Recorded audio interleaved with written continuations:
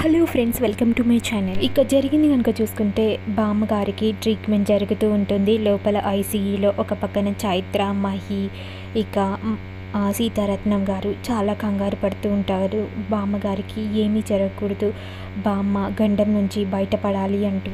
ఇక విరాజ్ వల్ల అన్నయ్య ఆనంద్ వెళ్ళిపోతారు. అప్పుడు విరాజ్ చైత్ర దగ్గరికి వచ్చి ఇలా అంటూ ఉంటాడు, చైత్ర నేను ఇక్కడే ఉంటాను బామ్మగారికి స్పృహ వచ్చే వరకు అని అంటుంటాడు. నిజంగా బామ్మగారిని ఢీకొట్టిన వాడిని అసలు మనం వదిలిపెట్టకూడదు, వెంటనే మనం పోలీస్ స్టేషన్లో వెళ్ళి కంప్లైంట్ చేయాలి వాడి గురించి అని అంటూ ఉంటాడు. అప్పుడు చైత్ర అంటుంది, ఆ కార్ నంబర్ తెలియదన్నారు అక్కడ ఉన్నవాళ్ళు అంటూ చెప్తూ ఉంటుంది. నిజంగా ఆ రెడ్ కలర్ కార్ అతను బామ్మపై ఎందుకింత పగబట్టాడో నాకైతే అర్థం కావట్లేదు అంటూ చైత్ర ఏడుస్తూ ఉంటుంది విరాజ్కి చెప్తూ. అప్పుడు బామ్మకి స్పృహ వస్తుంది. డాక్టర్ బయటికి వచ్చి చెప్తుంటాడు, బామ్మగారికి స్పృహ వచ్చింది, తను మీతో మాట్లాడాలనుకుంటుంది, ఒక్కొక్కరిగా వెళ్ళండి, అందరూ ఒకేసారి వెళ్ళకండి, మళ్ళీ తన కండిషన్ క్రిటికల్ అయ్యే ప్రమాదం ఉంది అంటూ చెప్తూ ఉంటాడు డాక్టర్. అప్పుడు ముందుగా సీతారత్నం గారు నేను వెళ్ళి కనుక్కుంటా అని అంటూ ఉంటుంది. బామ్మగారు అసలు తను బలమైన గాయం తగిలింది కదా తన తలకి, తనకి ఏమైందో నేను కనుక్కుంటాను, ఎవరో ఆ వ్యక్తి నేను కనుక్కుంటాను, ఎవరో గురించి పరితపించి చెప్పాలని బామ్మ 2-3 రోజుల నుంచి ప్రయత్నం చేస్తుంది, ఈలోపు ఇలా జరిగిపోయింది అంటూ సీతారత్నం బాధ పెడుతూ లోపల ఐసీయూలోకి వెళ్తుంది. అప్పుడు సీతారత్నం వెళ్ళగానే బామ్మ కళ్ళు తెరుస్తుంది. బామ్మని అడుగుతూ ఉంటుంది, అసలు ఏంటి పిన్ని గారు ఇలా అయిపోయింది, అసలు ఎవరు చెప్పండి, ఆ వ్యక్తి మిమ్మల్ని చంపాలని ఎందుకు అనుకుంటున్నాడు, అసలు ఇలా ఎందుకు జరుగుతుంది, మీపైనే ఆ కారు అతనికి ఎందుకంత పగ అని అంటూ ఉంటుంది. అప్పుడు బామ్మ తన నోటితో ఇలా నిజం చెప్తూ ఉంటుంది, ఆ వ్యక్తి ఎవరో కాదు, మన చైత్రాని వివాహం ఆడడానికి వచ్చిన ఆ వ్యక్తి అంటూ అలా అతని పేరు పలకబోయి అలాగే మళ్ళీ అలా బామ్మ నోట మాట అలా ఇలా మూతి వంకరగా పోతుంది. అప్పుడు ఒకేసారి సీతారత్నం షాక్ అవుతుంది, చైత్రాని పెళ్ళాడబోయే వ్యక్తి అనగానే. అప్పుడు సీతారత్నంకి చాలా అనుమానం వస్తుంది పృథ్వీ పైన. అంటే పిన్ని గారు చెప్పింది చైత్రాని పెళ్ళాడబోయే వ్యక్తి అంటే పృథ్వీయేనా అంటూ ఒకేసారి పృథ్వీ అలాంటి వాడు కాదే, ఎందుకు ఇలా చేస్తాడు, అసలు పిన్ని గారిని ఎందుకు చంపాలనుకుంటున్నాడు, పృథ్వీ చాలా మంచి వ్యక్తియే, బామ్మ ఎందుకు అతని పేరు చెప్తుంది అంటూ సీతారత్నం చాలా కంగారు పడుతూ ఉంటుంది. సీతారత్నం బామ్మని పిలవబోతుంది, కానీ బామ్మకి అప్పటికే పెరాలసిస్ వచ్చి మూతి వంకరపోతుంది, కాళ్ళు చేతులు అలా వంకరపోతాయి. అప్పుడు వెంటనే సీతారత్నం వెళ్ళి బామ్మకి ఏమీ కాకూడదు అంటూ డాక్టర్ని పిలుచుకు వస్తుంది. ఈలోపు డాక్టర్ వచ్చేలోపు బామ్మకి పెరాలసిస్ మూతికి కాలు చేతులకు వచ్చేస్తాయి. అప్పుడు డాక్టర్ చూసి చెక్ చేసి తనకి పెరాలసిస్ వచ్చింది, తను ఏదో చూసి బాగా భయపడుతుంది, తను ఏమైనా చెప్పిందా మీకు అంటూ సీతారత్నంని డాక్టర్ అడుగుతూ ఉంటాడు.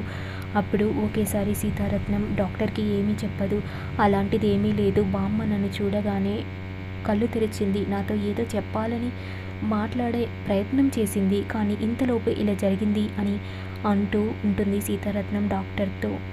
అప్పుడు డాక్టర్ అంటాడు, మేము ట్రీట్మెంట్ స్టార్ట్ చేస్తాం, తనకి ఫిజియోథెరపీ కూడా చాలా అవసరం తను కోలుకునే వరకు, అలాగని ఇప్పుడే స్టార్ట్ చేయకూడదు అని అంటూ ఉంటాడు. సరే డాక్టర్ అంటూ సీతారత్నం ఇక బయటికి వెళ్తుంది. ఇక డాక్టర్ నర్సు బామ్మని చెక్ చేస్తూ ఉంటారు.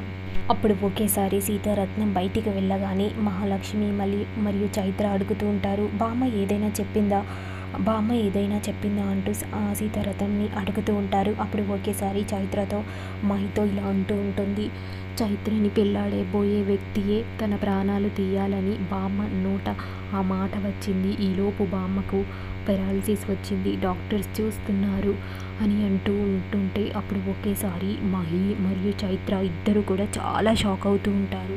అప్పుడు ఒకేసారి మహి సీతారత్నంతో అంటూ ఉంటుంది, నేను అప్పుడే చెప్పాను ఆ రెడ్ కలర్ కారు ఎవరో కాదు, ఒక పృథ్వీకి మాత్రమే ఉంది, అసలు ఆ పృథ్వీ ఎలాంటి వాడో నీ ముందు నుంచి చెప్తూనే వచ్చాను, కానీ అందరూ నా మాట వినలేదు అంటూ చాలా ఆవేదనకి గురవుతూ ఉంటుంది మహి. అప్పుడు చైత్ర కూడా బామ్మ ఏదో పొరపాటు పడుంటారు అని అంటూ ఉంటుంది. అప్పుడు సీతారత్నం అంటుంది, లేదు బామ్మ ఈ స్టేజ్లో పృథ్వీ గురించి ఎందుకు చెప్తుంది అని అంటూ అలా సీతారత్నంకి కూడా అనుమానం మొదలవుతుంది. నిజమే కావచ్చు మన మహి అన్నట్టు, అలాగే బామ్మ చెప్పినట్టు అంటే పిన్ని చెప్పినట్టు అంటూ చైత్రతో అంటూ ఉంటుంది. అవును నిజమే అమ్మ అని అంటూ చైత్ర కూడా ఎందుకైనా మంచిది అని మనం అతన్ని ఒక కంట కనిపెడుతూ ఉండాలి. అతన్ని మనం అలా అతని గురించి మనకి తెలిసిందని మనం అతనికి తెలిసినట్టున్నా కూడా మనని చంపే అవకాశం ఉంది. అందుకని మనం చాలా జాగ్రత్తగా ఉండాలి అంటూ ఉంటుంది. చైత్ర అతనికి ఏమీ తెలియనట్టుగా ఉండాలి. అంటే బామ్మని చంపాలనుకున్న వాడిని చంపే అంతవరకు వచ్చిన వాడిని వదిలిపెట్టాలా అక్క అంటూ మహి చైత్రాని క్వశ్చన్ వేస్తుంది. అప్పుడు సీతారత్నం ఉంటుంది, వదిలిపెట్టడం కాదు, మనం లీగల్గా యాక్షన్ తీసుకోవాలి. ఎందుకులా చేస్తున్నాడు, అలాగే చైత్ర బ్రతుకును నాశనం చేయడానికి ఎందుకు వచ్చాడో ఇదంతా తెలుసుకోవాలి అని అంటూ ఉంటుంది సీతారత్నం. అప్పుడు ఏదైతేనేం జరిగిందేదో జరిగింది. బామ్మ ప్రాణాలతో బతికిపడింది. ఈ పెరాలసిస్ వచ్చింది కాబట్టి, అంటే తను ఏదో షాకింగ్కి గురైంది కాబట్టి అలా జరిగింది. నిజంగా పెరాలసిస్ రావడానికి కారణం ఆ పృథ్వీయే. ఆ పృథ్వీని వదిలిపెట్టే ఇంకొక దారి లేదు అని అంటూ సీతారత్నం ఆవేదనకు గురవుతుంది. నా పిన్నినే చంపబోతాడా అంటూ. అప్పుడు చైత్ర కూడా నిజంగా పెళ్లి పేరుతో భలే మోసం చేస్తున్నాడు అమ్మ అంటూ చాలా ఆవేదన గురవుతుంది. నిజంగా పెళ్లి దాకా వచ్చింది, నీకు నిజంగా ఇంకా పెళ్లి నిశ్చితార్థం ఏదీ జరగలేదు. అది కనుక నాకు అతనితో జరుగుంటే ఎంత ప్రమాదం జరిగి ఉండేది అంటూ చాలా బాధపడుతూ ఉంటుంది. అలా చైత్ర అప్పుడు ఒకేసారి ఇలా అంటూ ఉంటుంది. చైత్ర నిజంగా అతను మళ్ళీ నన్ను కలవడానికి వచ్చినా, అసలు నాతో మాట్లాడడానికి వచ్చినా కూడా అతనితో నేను మాట్లాడకపోయినా కూడా డౌట్ వస్తుంది. అంటే బామ్మకి నిజం తెలుసు కాబట్టి బామ్మని చంపాలని ప్రయత్నించాడు.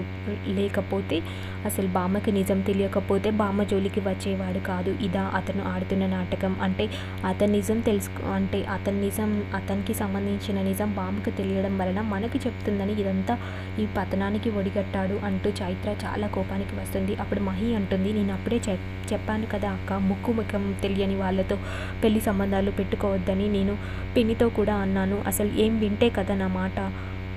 అనవసరంగా పెళ్లి ఆర్భాటాలన్నీ కూడా చేసేస్తుంది. అతను మంచివాడు అంటూ ఎంత బాగా నటించాడో, పిన్నిని నమ్మించాడు. ఇక బామ్మకి నిజ స్వరూపం తెలిసేసరికి బామ్మని చంపాలనుకున్నాడు. ఒకవేళ పిన్నికి నిజ స్వరూపం తెలిస్తే పిన్నిని చంపేవాడా అంటూ మహి చైత్రని క్వశ్చన్ వేస్తుంది. అప్పుడు చైత్ర అంటుంది, ముళ్ళుని ముళ్ళుతోనే తీయాలి మహి, అందుకే మనం అతని మంచితనంతోనే మనల్ని మంచితనంలాగా నటించి బామ్మకి ఈ పరిస్థితి వచ్చేలా చేశాడు. మనం కూడా మంచితనంగానే నటించి అతనిపై ఎలాంటి కక్ష తీర్చుకోవాలో, అతన్ని లీగల్గా ఎలా ఎదుర్కోవాలో, అతనిపై హత్యా నేరం ఎలా మోపాలో మనము చూసుకుందామని అంటూ ఉంటుంది చైత్ర. నేను విరాజ్తో మాట్లాడతాను, జరిగిందంతా కూడా చెప్తాను అని అంటూ ఉంటుంది. అప్పుడు మహి అంటుంది, నిజమే విరాజ్ గారితో నువ్వు మాట్లాడడం, అలాగే తను ఏదో ఒక సొల్యూషన్ చెప్తాడు, ఏం చేయాలో నెక్స్ట్ మనం ఎలాంటి స్టెప్ తీసుకోవాలో అని అంటూ